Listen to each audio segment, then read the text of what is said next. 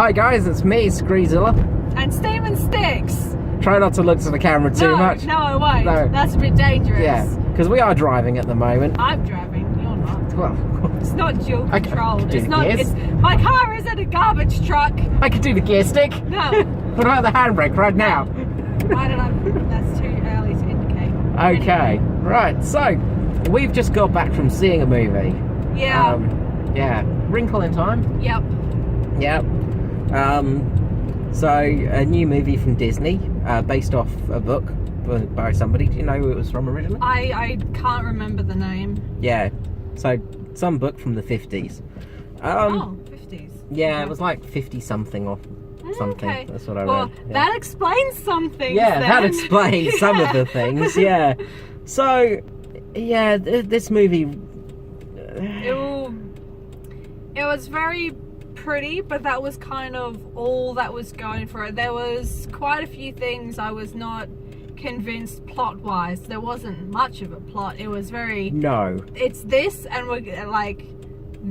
This is what we have to do, and that was it. They just did that. It's like there was no trouble.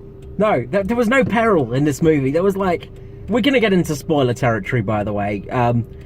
Before we get to spoiler territories, would you recommend this movie? A younger child may have enjoyed it more, because it got to a point where I was like, maybe I'm too old for this movie. Maybe I'm too old to enjoy it. I would say... So maybe we were just the wrong crowd. Maybe we're just old and just hateful. Maybe that's what it is. Myself, I would say, yeah, possibly a younger audience may enjoy it just for the fantasy elements, because it was very pretty. We do have a friend who is actually older than us that did say that he enjoyed it. So we're like, mate, we need to find out why. Are we just missing something? Are we just bitter? Are we just dead inside? Which is a possibility. So after that, let's get to spoilers. So the movie's basically about this family, and they're sort of like... The parents are scientists. Yeah, NASA scientists. Because in America, of course, because it has to be America. Can't have it anywhere else, you know. No, of course. Got to be Americans. So NASA scientists, and they've discovered how to travel through space and time by making a wrinkle in time and space. Yeah, I didn't really... That must... Yeah. I couldn't hear a couple of bits in the movie, which is probably like... There was a bit where there was some explanation going on, but then there was a song. It was a song by Sia, though, so that had been captured. Yeah. But then, because the song was there and there was vocals in it, I couldn't hear the explanation. There wasn't any proper actual... original music to it. It was all pop music and sort of having... There was no actual original score to it. So it was just pop music in there, which really, really didn't help the movie. Like, there was no... It did kind of dull it down. Yeah, a bit. it did. It just made it feel very mainstream and generic-y. It was almost like they got to that stage and went, oh, bollocks, we forgot to get the music for the movie. Crap, what do we do? Well, let's just go get some music from down the shops. Popular now. Yeah, exactly. This thing is popular at the moment. Let's use them. But anyway, back to the story. So yeah, basically, the dad disappears, and there's two... It's been 4 years. Yeah, 4 years. Yeah. So there's two kids. There's this little kid named Charles Wallace. That was annoying. Through the whole movie, they call him Charles Wallace. Every single time possible is just Charles Wallace. And it's just... Which I was also confused, because then there was the older sister Meg, who was the main character. And they made her... I felt like they made her seem very important, but I thought Charles Wallace was doing, like, most of the, you know... main character type thing. Yeah, but then there was a lot of focus on Meg, which I'm like...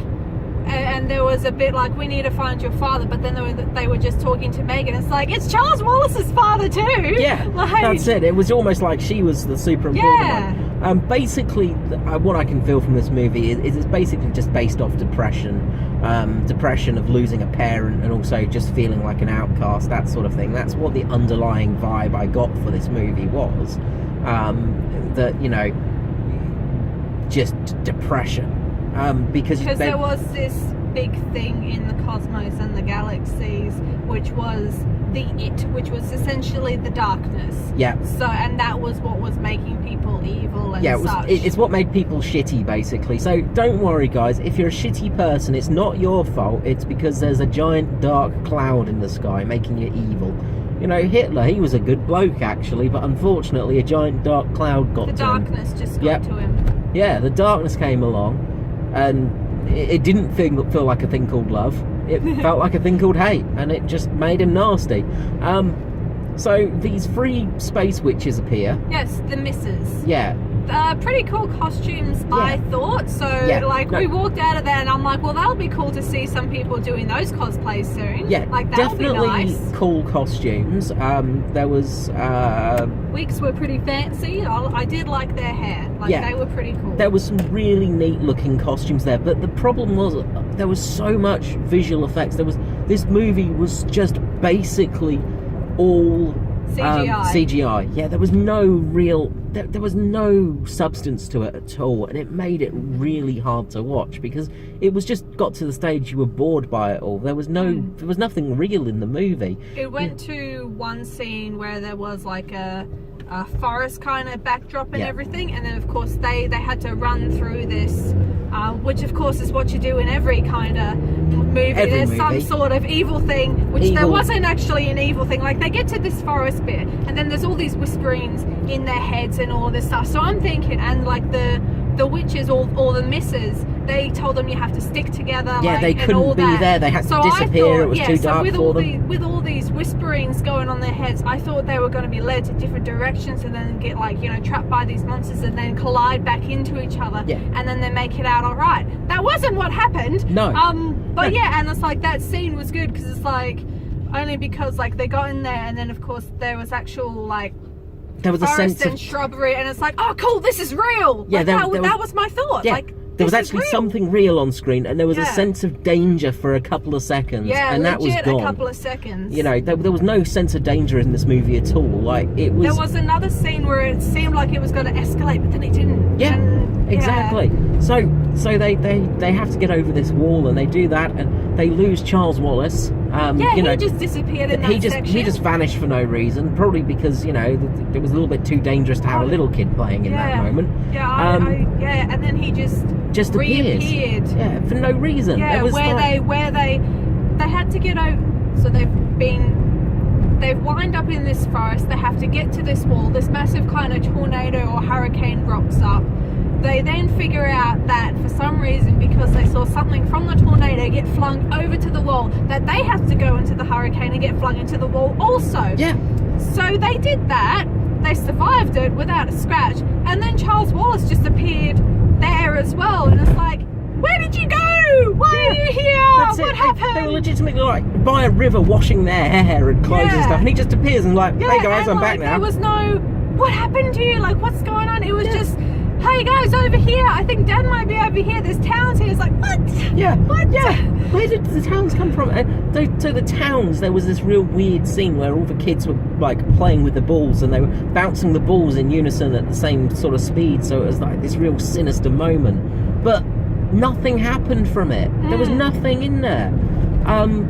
And then they get to it changes to this beach thing, and there's this creepy, scary-ish guy that appears. Who also is there for 5 seconds. Yeah. Like, he's legitimately just nothing in this film. No. Like they make his eyes change colour and he goes red. Yeah. And it's like that, and so I was expecting something bad's going to happen. Yeah. But then it doesn't. No. The only bad thing that happens. Nothing's happened. Yeah. The bad thing that happens is he turns Charles Wallace evil by making him part of the darkness. Yeah. So that's legitimately it. Then they go to this room that's like a box. It's and kind of like Cerebro. Yeah. Yeah. Yes. Yeah. But there's mathematical equations, and she uses the mathematical equations to work out steps and all this stuff to get out. And then she just finds her dad, and that's it. And then there is also another character who's going on this adventure as well, a forced love interest. Yeah. So he's just in Cerebro watching her walk up these steps, and then Cerebro and the darkness-filled Charles Wallace are just just chilling in Cerebro until she comes out. Yeah. Like, that's it. They just sit there like, oh yeah, we'll just chill here. You know, just don't worry about it. You know. So they find the dad, and then you know. And then it makes me wonder, why didn't you just keep walking out the door? Yeah. Like, just leave. Just leave. That's it. You know. So then they have this epic. Well, I use epic in a most loose term. They have this battle where Charles Wallace battles Meg, you know. They don't even hurt her. Like, no. He's got these like long tendrils of like black like goo. Yeah, and then they kind of have some orange glow to it. So, you know, the good old evil looking thing. Yeah, that's it. It's just evil. And yeah, like they kind of were like, I wouldn't even say bashing her out of it, just grabbing her, but not really hurting her. They flung her a little bit, and that was about it. You know, she didn't look like she was in much danger. No.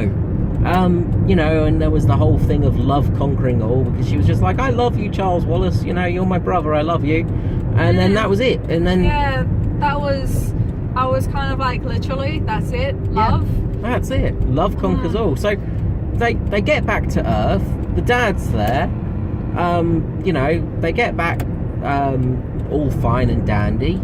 She's conquered her depression, because she was depressed. This is the whole, like, I'm pretty sure this is the whole sort of underlying basis tale of the movie, is she's fighting her depression. But the way she conquers her depression is not by growing as a person, almost. It's basically, the way you conquer depression is by falling in love with some guy that you've only just met, and, you know, you've basically gone on this weird adventure with, and he's just like, oh yeah, I guess I like you. And you get your dad back, who's been lost for 4 years. You know, he just suddenly reappears back in your life. So that's what we've been doing wrong with our depression, is, you know, we've just not been fixing it by basically getting everything right in our lives. Because there's in the beginning, they're showing like she's, you know, not liked in school that much, doesn't have any friends. She's being bullied by this girl who's her next door neighbour. And she's being hit by the darkness. And, you know, it shows this little montage of people being hit, and it shows that she's unhappy because she's, you know, all worried about her weight and how she looks and stuff. Stereotypical girl thing. She, our main character Meg, like throws a ball, chucks a ball in this bully's face because she called Charles Wallace crazy and all that. And so the principal's giving her a sit down and all this stuff, and he's like, you used to be so great, like top student, top, you know, before all your dad disappeared, before all this bad stuff happened. And it was basically like, get over it. It's like, this child is showing signs that they are clearly traumatized by the dad just vanishing, just missing, and you're all just like, get over it. And it's like, oh my goodness. Like, so that's with depression, it's just get over it. That's the moral of this movie, is depression, just get over it. Oh yeah. So and then this kid that was just forced love interest, it was just like, they just, like, their interaction is like, he's like, oh, that was really cool how you, like, you know, I think they've probably the got, bully in there. Honestly, they've probably got about 20 words of dialogue through the whole film between these two, these love interests. And like, it's there's like, nothing. And then all of a sudden he was just complimenting her so much, and it's like, in the beginning, like, she 100% does not want any of his attention. So it's like, and I'm pretty sure, like, the span of this event is literally a day. So well, it's a couple of minutes in Earth time, and it's like a day or two in this other dimension. And it's like, it was just very forced, and it's like, they ended it with, like, them hugging, and then he's like, can I call you? And it's like, if that was all that was in there, it was like, you've just been on this major adventure. Hey, can I call you and let's actually hang out in the real world? That's chill. Like, that's fine. They weren't even friends before this adventure. Like, he just had this feeling to come and meet her. So it was really bizarre. Like, there was just nothing to it. There was no substance to this movie. Like, honestly, I would say it's probably one of, like, it's a very pretty-ish movie, but it's not pretty. Like, some of the costumes are pretty, but the problem is there's so much use of CGI, it diminishes the fact of this film. There's a certain flying scene when they first get to their first planet that they're in. God, yeah. And it was kind of like, okay, I'm bored now. Like, what's going on with this? Yeah. Like, can we move on? That's it. The flying scene was completely pointless. It just felt like a callback to Never-Ending Story with Falcor. Like, that's pretty much it. She turned into what it reminded me of Fantasia 2000 with like the I don't know, it was kind of like this weird Mother leaf. Nature, yeah, like it reminded me of like the Mother Nature creature being or whatever from Fantasia. From Fantasia 2000, I think it was. But that was it. Yeah. Because it was Disney, I was like, oh yeah, that's clever. But then it was kind of like... Did you notice, like, there was like a nod at the beginning where she says to Meg, "Princess"? It's nice to meet you, Princess. Yeah, because then I was like... Because then I was like, is there actually something special about them? But no, but nothing... There was nothing there. And like, there wasn't even that many, aside from the misses, there wasn't that many characters. No, there was... civilians of these planets or whatever. Because like, they weren't just different lands, they were planets that they were on. There were 5 characters through this whole film that were like from different planets. That was it. 5 characters. There was that weird like balancing guy, who was, you know, there was that guy that just turned into a puppet for no reason, who was the evil guy on the beach, and that was it. That was literally there was not much to it. No, so it was really it wasn't very good is what we're saying. So what would you rate it out of? I don't know, whatever you want to rate it out of. We'll do out of 10. I'd say 5. Like, because it's like, because it got me with some bits, like some emotional scenes, like it had me tearing up, but I think that was me sort of more so really getting engrossed in that scene. But as soon as the scene moved off, I was done. Like there was no continuation, because I think also it was just so clean cut. Like it was just, the movie was basically like, we need to find your father. He's sending us a message of help or whatever. They find the father. Yep. Like that was it. There was no peril. There was nothing. No. Well, I guess I would probably give it a 4. It was pretty, but there was no substance. Like some of the stuff on depression, you know, it did hit a little bit close. You sort of had that feeling, but I didn't really get any sense of anything from this movie. It was just so... it was just nothing. It was just like a bowl of plain porridge. Like it just... Maybe like a bowl of porridge with like a tiny bit of jam in it, so you get like a really pretty bit, but there's nothing else in it for ages. You know, it just really didn't have any substance. Well, but as mentioned before, we might have just been the wrong audience. Exactly. I think a younger audience will enjoy it for the visuals, but the story is just lacking too much. It's not like it's a pretty film. I did like the look of Meg. Like she was just, she looked like a normal girl to me, which will be, it's really great. Like she's just, it's weird. Like she looks plain and normal, which should relate to every normal girl. She just looked like a normal person. Yeah, there was that good point. Oh god, just at the end as well, this bully character that she had, like, they look at each other through the window and they both just give a wave of like, oh, hey, I'm sorry, you know, just at the end, because the darkness has gone, so, you know, they've both become good people again. It just, well, I guess we will end there. I hope you enjoyed this little experiment. We're home now. I need to go back to mum's. I'm dog sitting, like, you know, the puppers. Yeah, we've finished driving now, so I hope you've enjoyed this little experiment.